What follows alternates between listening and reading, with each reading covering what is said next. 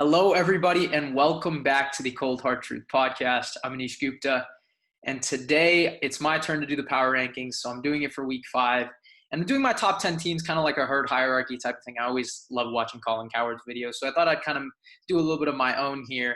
And there are going to be some teams that I leave off here. That being maybe the Steelers, Saints, Niners, and Browns. Those are the 4 that I was thinking about.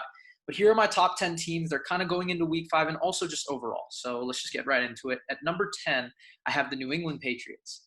And here's the thing. When we watched that Chiefs-Pats game, I'm going to admit, as a homeboy fan, I was a little bit happy that it wasn't a fumble and that pick too. But it just shows the prowess of Bill Belichick. The dude was literally in the game for most of it with Brian Hoyer and Jared Stidham. I mean, what? Really? I mean, you have those two as your quarterbacks who literally didn't get any practice with the first team for most of the week, right? Because Cam got the virus, I believe, on Saturday. So he was able to make it a game. And obviously, if Hoyer doesn't take that sack, who knows what could have happened in that second half. So I got to give him credit there. That's why I have him at 10. Let's see how they do without Cam. I think they do beat Denver just because, again, they're going to get – I just think Fangio is going to get out-coached. Simple as that. And again, they got a great rushing balance with Burkhead, White, and Michelle. I think they've got to play to their O-line strengths. I know Cam Newton, allows that rushing attack to be balanced, but you've got to play to your O-line strengths. And I know Bill Belichick will find a way to do that. And last thing for them, the secondary, like I said, I know Jack was kind of high on the Chargers, but until I see it, the Pats secondary is the best in the NFL. And obviously, as I'm recording this, Stephon Gilmore is just tested positive for COVID-19. And also, I did see my homeboy talking to him after the game. So prayers for both of those players. I really hope my homeboy didn't get it. But yeah, Stephon Gilmore, prayers to him. But the secondary is still amazing. Devin McCourty, J.C. Jackson highlighted, basically. Jason McCourty also there. So this Pats team is looking good. I think they've just got to keep it consistent. They get a little bit of a scheduling break here, but let's see how they do the rest of the season. Number 9, this one is a little bit of a surprise, and I know some people are going to be questionable about it.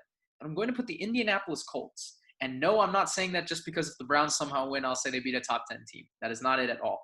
They really have a championship caliber defense. I was high on them coming in. I know you guys know that. I was high on Xavier Rhodes. I was high on Darius Leonard. And I really think this Buckner trade was paying off really well for them. Hopefully the Niners also get a little bit of more production from Kinlaw in the passing game. But, this defense has been championship caliber, and I want to talk about Frank Reich. As you guys know, I'm one of the biggest Walk-It-To and Wentz fans out there. And, people are right. I think if Frank Reich was still there, this dude could be so much better. But he's, like I said in my awards predictions episode, I think he's really a Coach of the Year candidate, and he should be right now. This offense is also really balanced, a solid rushing attack with an amazing offensive line, and I think we can all agree that Quentin Nelson right now is the best solo offensive lineman in the NFL. I just think the one thing I want to say is Phillip Rivers needs to be better in the red zone. That's one thing I would say. I don't think he has a game with multiple passing touchdowns yet, so that isn't one thing to look out for. But yeah, the Colts are a great team. I know people are going to be surprised, but they are number 9 on my list. Number 8 is going to be the Los Angeles Rams. Now, I know they had a terrible performance against New York, especially offensively. It was actually one of the worst in the Sean McVay era. But you know what? They made the plays to win, and that's what matters to me. Right, the 55-yard touchdown to my little Cooper Kupp, one of my favorite players in the NFL, was a great play. And they on defense, they bended a little bit throughout the final drive for Daniel Jones, but they didn't break and they got the interception. Again, they're really stacked. It's a stacked division, but they're also a stacked roster, right? I mean, we were a bit concerned with it. I know I was, but I was a little bit higher on them than Jack and Trigger. But I also didn't see this team going as having a winning record this year. But yeah, I think let's see how they do with the stacked division. They do still have to play their division rivals. I think all 6 division games still left on the table. So let's see how they do. But as of right now, they're number 8. Number 7, I'm going to go with the Tennessee Titans. And I moved them down a little bit just because of the coronavirus cases. I don't know how this team is going to respond. 18 total cases, I believe, as I'm recording this video. So that is very concerning. And we don't know which players have it. That's another thing that I'm very concerned with. But again, I do bring up the Marlins case for baseball because I think the Titans will have a little bit of a chip on their shoulder and they will probably bounce back.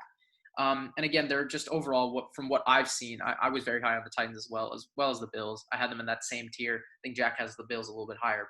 But again, I think this offense is very efficient. Tannehill, again, is proving me right why I put him pretty high on my quarterback rankings list.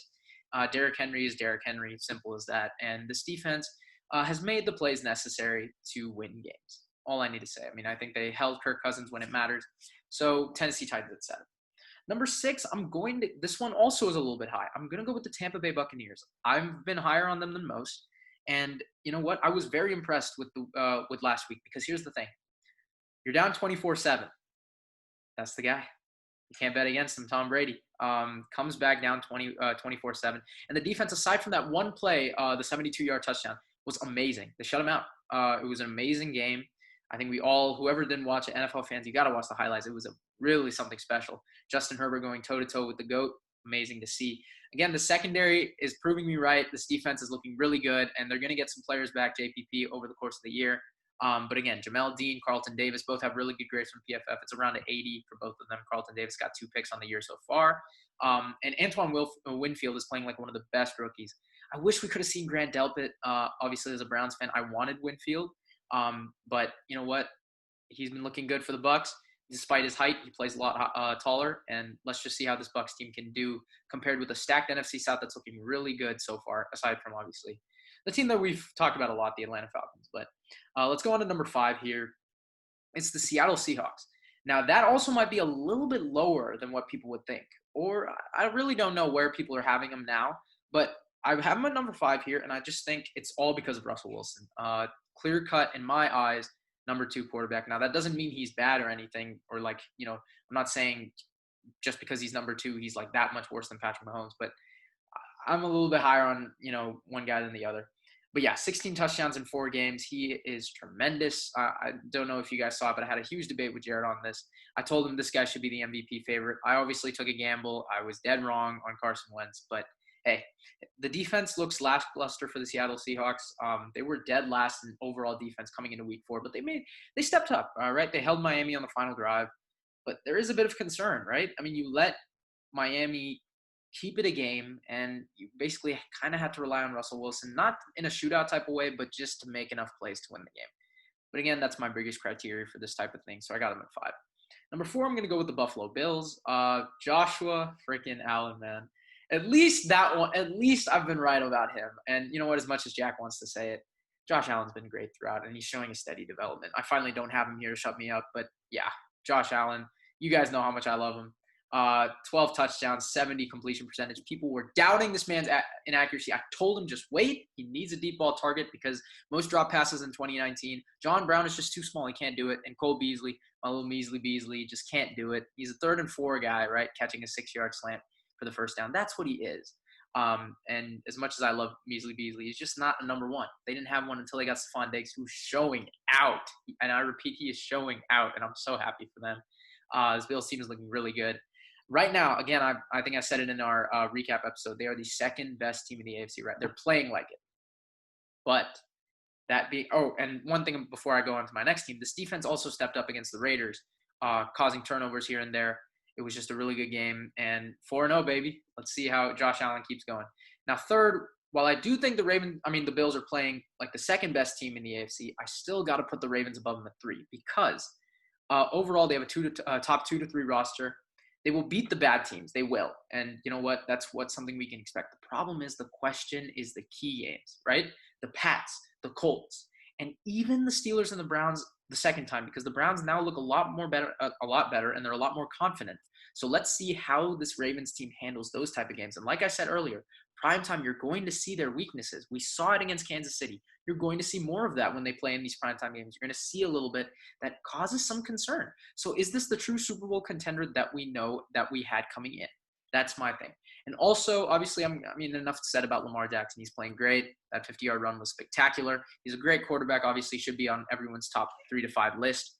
But my one thing for the Ravens is Hollywood Brown has to be their X factor. Every time he's played well, they won by a decent margin. Against the Browns week 1 and then week 4 against the Washington football team. Hollywood Brown has got to get open because it allows the team to balance their offense. Because if you can have a receiver that can space it out, go get you that deep pass. Now people can't double Andrews. Now people can't stack the box a little bit more on Mark Ingram, Gus Edwards, Lamar Jackson, and J.K. Dobbins. That's 4 guys who you can run the triple option with, the read option with.